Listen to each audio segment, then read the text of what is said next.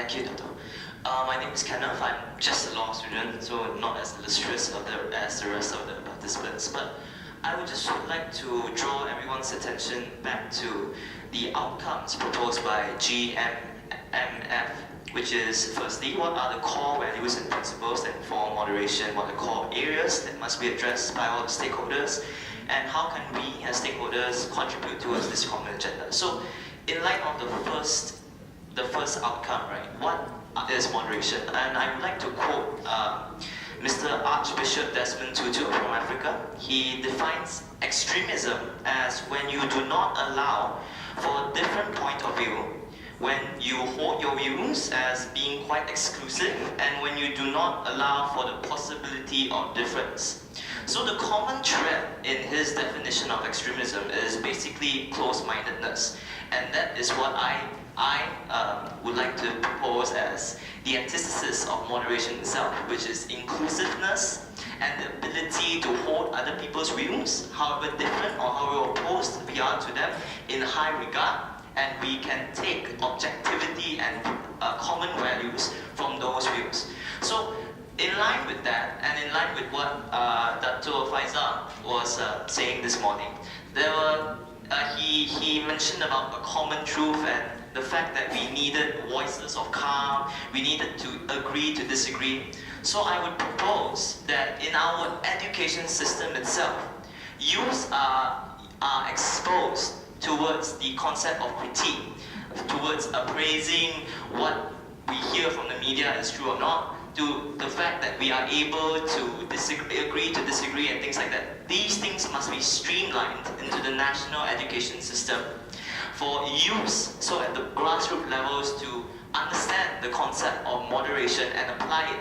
As what Dato' Nicholas Zachary has stated, taking steps in policy has to be taken not for the sake of 1 year in advance, but the development of centuries to come. So I think personally that moderation does not need to be tackled in terms of just religion or certain controversial issues that are prevalent right now, but rather the idea of moderation has to be infused in our local and national agenda in educating the youth. And that I propose, sorry for being presumptuous, is what we should be doing, trying to develop techniques in infusing moderation into the education systems of the young. Thank you very much.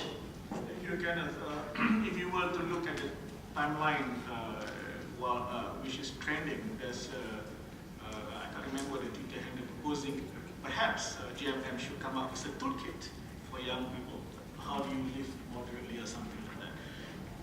Yes, you have to ozone which one. Ali's already here. Actually, I would like to echo a lot of the points that have been raised already.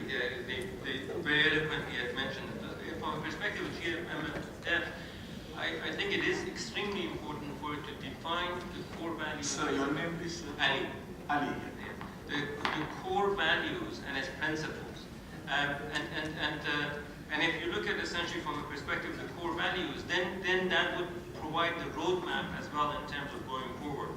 And one of the things that have been hit on a number of times is the freedom of religion, which is one of the core values of any moderation. And I think if you look at many of the upheavals that we are facing today in various different parts of the world, stems from the very fact that one group is trying to limit the freedom of religion of another group. Very un-Islamic, by the way, value in that context, and others as well in terms of freedom of expression, freedom of assembly, freedom of press. Essentially, these are all values that come back and allow for that environment to be created, to be able to achieve a level of moderation. And I would also say that from a GMF perspective and from an NGO perspective, it is very critical that we apply those same principles equally to our own government, to our own society, as well as to other societies.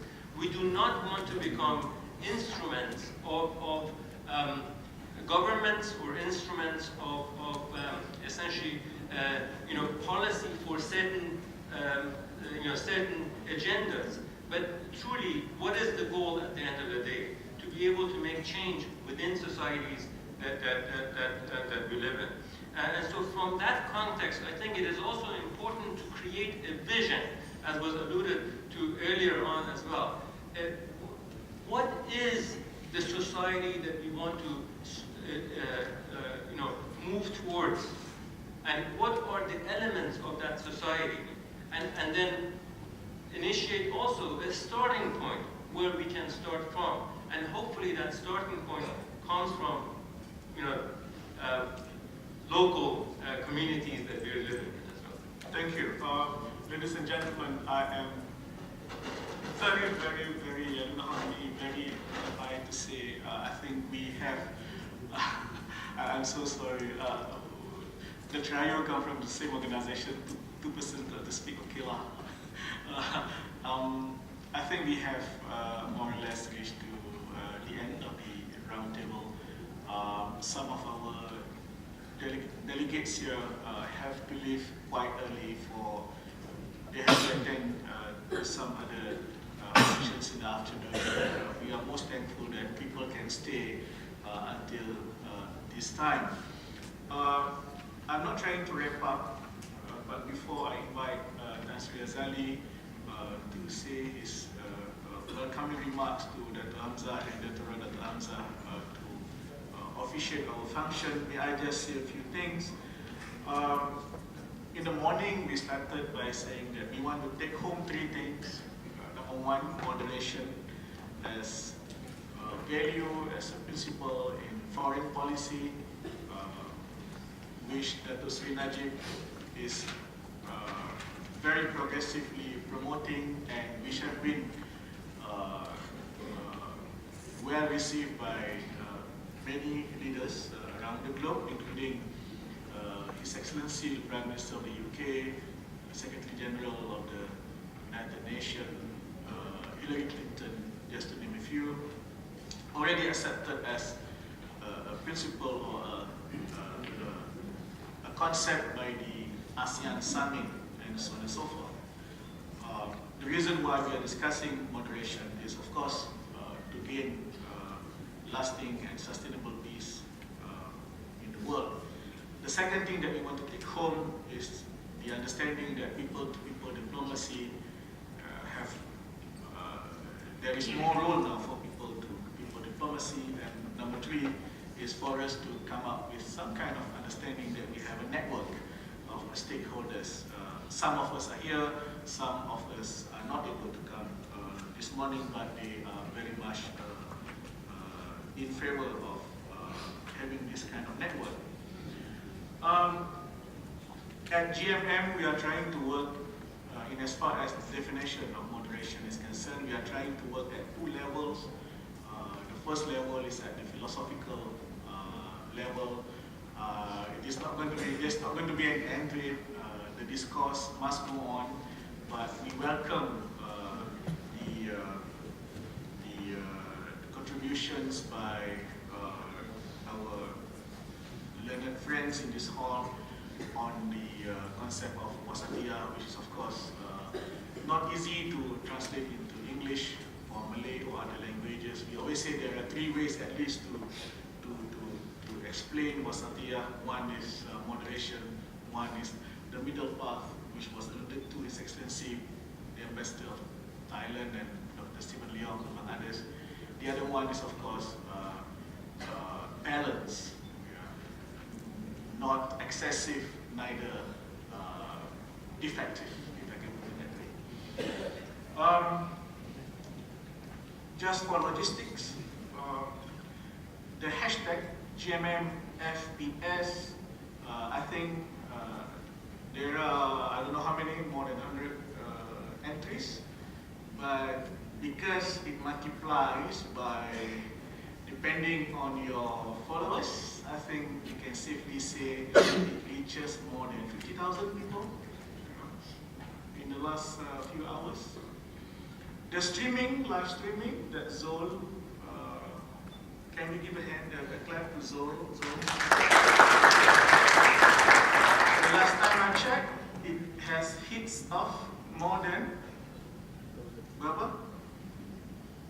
12, more than 12,000 people at least following it at one time or the other, of course. And tomorrow we will start the Google Plus community.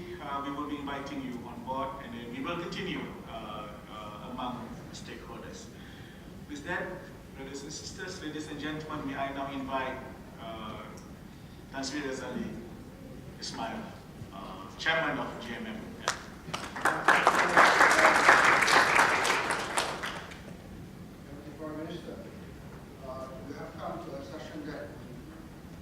Very good intentions, but perhaps it has gone into shape. This is like a reconstructed crab Suzanne. You see the eggs, the milk, you see the sugar, all put before you.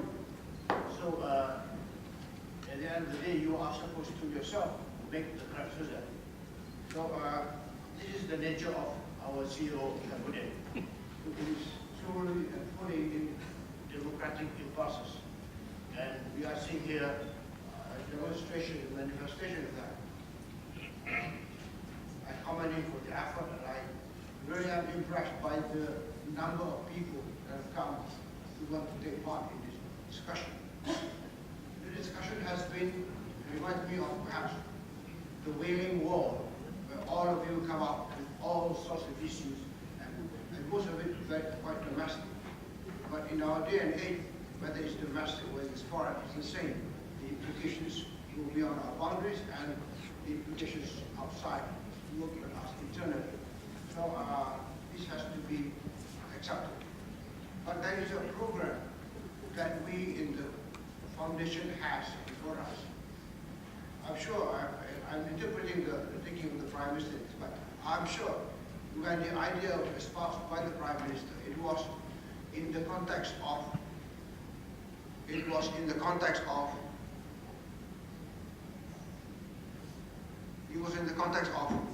trying to work on the impulses of the region, as he was becoming increasingly concerned about the development of certain negative developments within the region itself.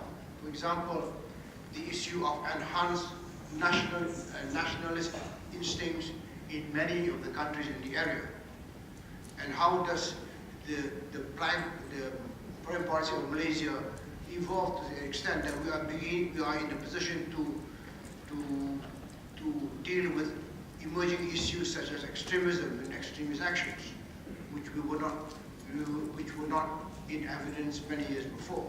So, in dealing with these things, we in the foundation would have to deal with the countries outside, with the NGOs from other countries. This is what we are beginning to do. Safiri and I had just come back from China. We had some very interesting discussions.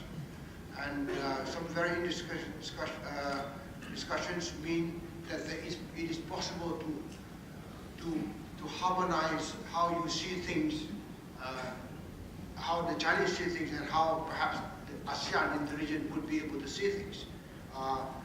And it has also developed to the point where we are talking in terms of specific proposals that will showcase ability to deal with sustainability in projects.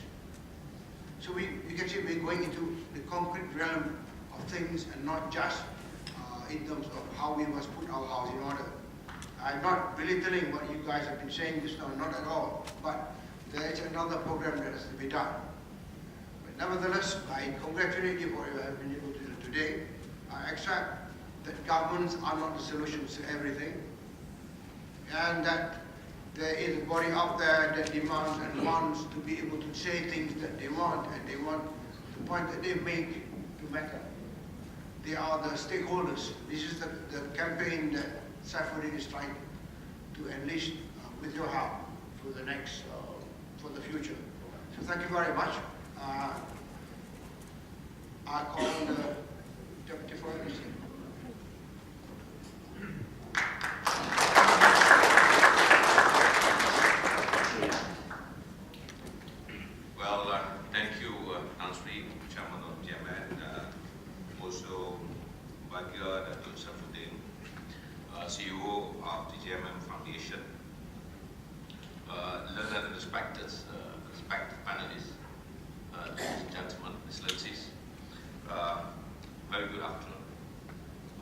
came here actually to listen to views, to listen all of you on the views, what we're supposed to look at for the future of our country.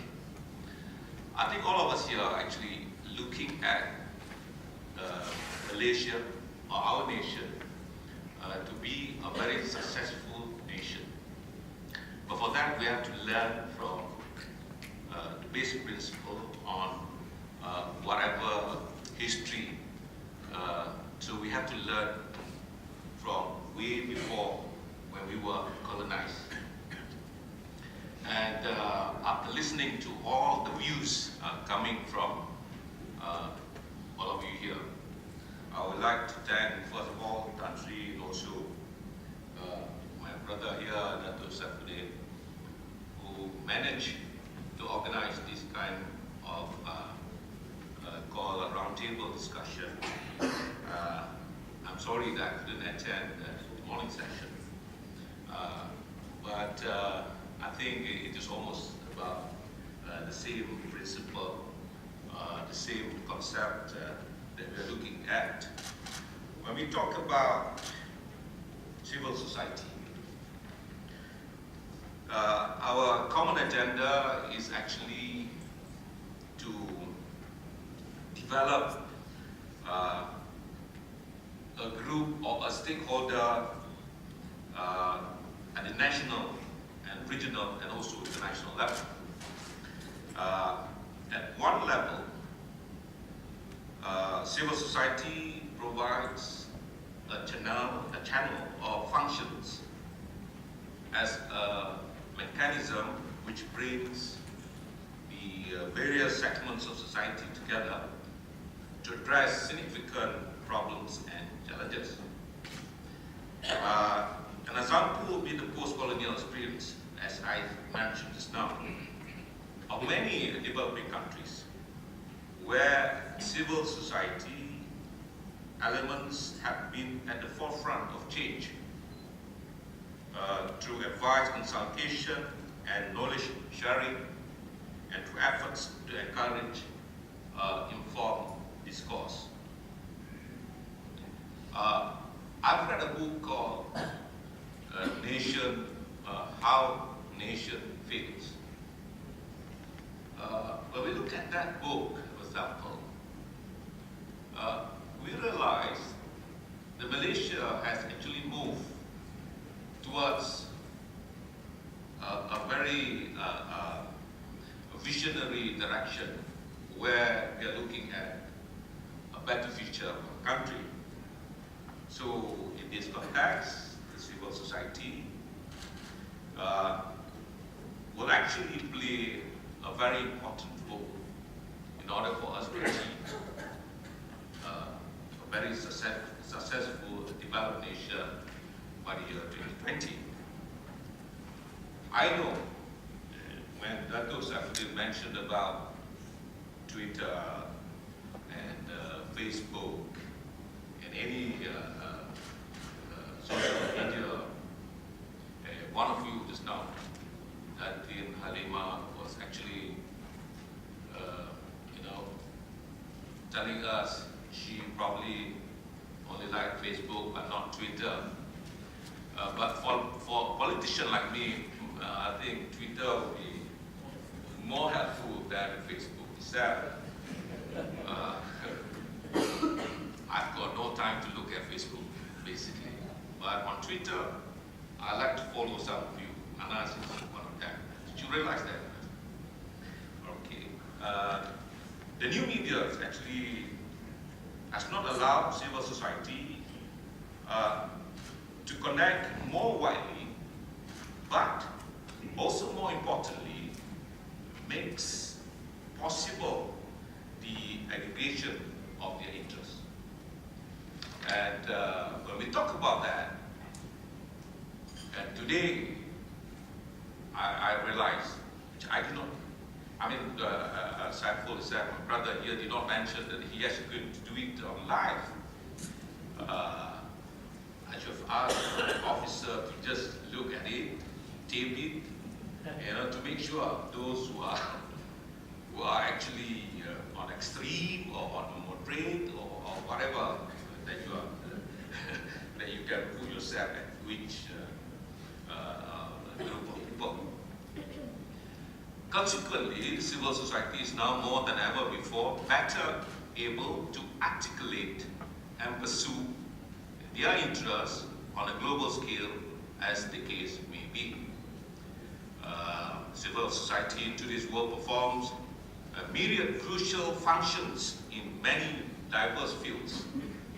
The knowledge, experience, and services provided by civil society are increasingly seen as complementary to the functions and services provided by the government, by the state. And that's the reason that I actually coming here today to listen, to take some views which are probably relevant in making or drafting the policy of the government, especially our foreign policy. As Dato' Saifuddin mentioned just now, moderation as the foreign policy, I think it has been there since the beginning, since independence to today. We've always been in moderation in our views, in tackling issues, especially foreign policy. In light of the many challenges that confront us today, civil society, through the platform People to People diplomacy, has the capability to propose useful and practical solutions and can substantially complement the efforts of government in developing effective and sustainable solutions. As I also mentioned just now, that this is one of the platforms that we should actually enhance, and Japan Foundation being one of the stakeholders in looking at our in crafting our policy in the future. I would like Japan to play a bigger role in enhancing the people-to-people diplomacy. Peacemaking is a critical task involving negotiation and discussion between opposing groups, and which ultimately rests on the ability of all concerned parties to cooperate and compromise gratitude. When we talk about Kalimah Allah, for example, there are certain pointers here when I listen just now, looking at definition on their own experience, their own belief, through their own religious background, and some will define as middle path. Some will look moderation in the context of Kalimah Allah to be very extreme when it is only meant for the Muslim in this country. But when I listen to the words Kalimah Allah being mentioned here by not only the Muslims, but also the non-Muslims here, when we go out from this hotel, I think there will be no police who can come and enforce whatever we're talking about just now. So this is freedom of speech. All of us can talk about Kalimah Allah, but when it comes to moderation, is in the use of that Kalimah Allah in the context of our country today. And that's why I'm very happy that at least in this context, when we talk about Kalimah Allah, we are still free to talk, to use, to discuss until we come up to a certain definition in terms of moderation to use in our country today. So in that scenario, I believe that civil society as a major player or stakeholder could consider applying principles of moderation with a view to achieve positive or win-win outcome for all parties concerned, especially in our country. Ladies and gentlemen, increasingly global society encounters problems or situations that are so enormous that no single organization or country or industry can hope to overcome on its own. Take, for instance, the increasingly precarious situation of the environment, compounded by phenomena such as global warming, increasing frequency of tsunamis, earthquakes, and volcanic eruptions, among others. It is also in areas such as these that civil society will play a pivotal role, including through enhancing its operations and possibly by expanding the scope and scale of its programs to mitigate the adverse impacts of climate change. Ladies and gentlemen, in seeking to contextualize possible situations in which principles of moderation may come into play, I wish to emphasize that the path of moderation may not necessarily be the middle path. However, moderation should always be the preferred path, as is the only choice between extremes. So I would like to take this opportunity again to thank Country Safude and all of you for coming here and giving good input to the government. Thank you. Thank you so much.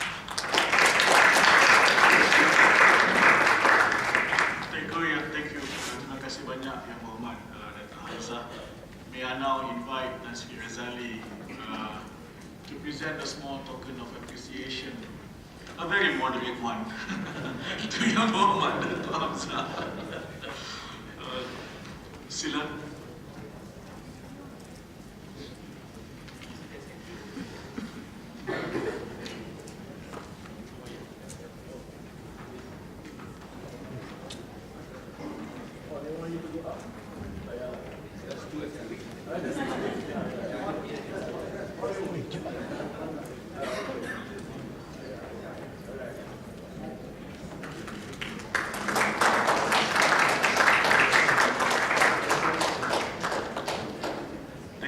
Thank you, Dato'. Now, ladies and gentlemen, my last announcement. Lunch will be served now.